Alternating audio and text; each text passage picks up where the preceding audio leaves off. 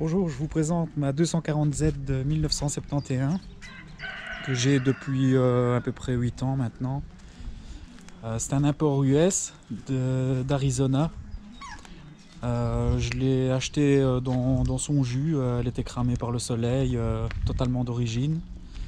Et on l'a restaurée et modifiée petit à petit. Maintenant, sur 8 ans, elle a bien évolué.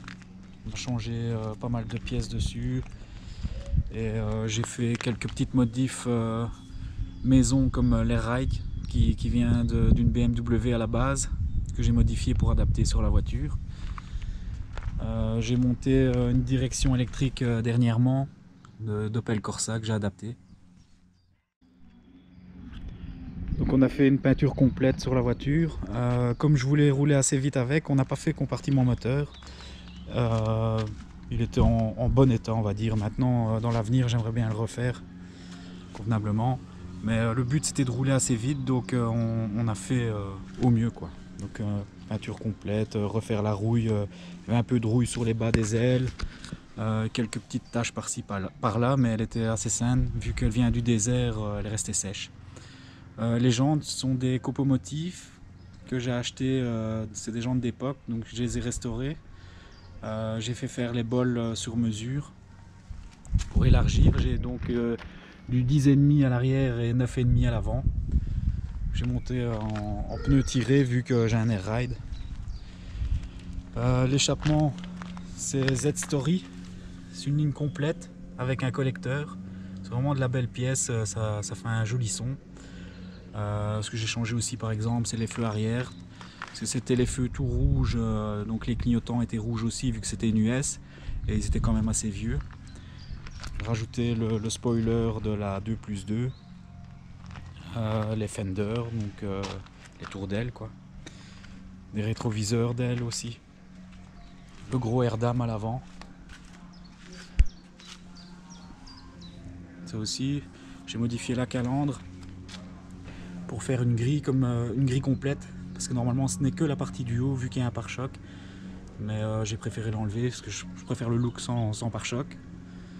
Des bulles de phare fumées, voilà, pour l'esthétique c'est plus ou moins tout quoi. Donc je roule jamais à cette hauteur là, hein. C'est impossible, les longerons touchent le sol, ça c'est vraiment statique, c'est pas possible de rouler comme ça quoi. Après je vous ferai une petite vidéo montée descendre pour voir l'hauteur qu'elle prend, mais je roule toujours en position haute pour éviter d'abîmer la caisse quoi. Pareil à l'intérieur, bon, le tableau de bord était tout fissuré vu qu'elle a pris le soleil. Donc j'ai fait floquer le tableau de bord par une société qui fait du flocage pour les tableaux de bord de véhicules de rallye. Ça donne un rendu très sympa, très doux comme ça. Voilà, j'ai un volant en hardy. Elle est passée en boîte manuelle, parce qu'à la base c'est une automatique. Sinon le reste c'est d'origine. J'ai rajouté une pédale quoi. Et alors là on voit le moteur de la direction assistée électrique qui passe là. Les sièges sont les sièges d'origine en velours, en très bon état pour l'époque quoi. Alors niveau mécanique, c'est un 2,8 litres qui remplace le 2,4 litres d'origine, qui était certainement fichu et l'ancien proprio a remplacé par ce moteur. Moi j'y ai ajouté 3 Weber en 40 DCO que j'ai racheté à un gars qui faisait de la piste avec une Z et qui l'a démoli, donc il lui restait ça. J'ai dû les restaurer complètement parce qu'ils ont traîné certainement très longtemps dans son atelier. Donc nouveau gicleur, nouveaux joints, les nouveaux cornets en 70, les tuyaux ainsi qu'un filtre avec un manot de pression. J'ai toujours mon allumage d'origine, ça je prévois de le changer plus tard quand j'aurai des meilleures finances. Et alors on a refait faire le cache-soupape.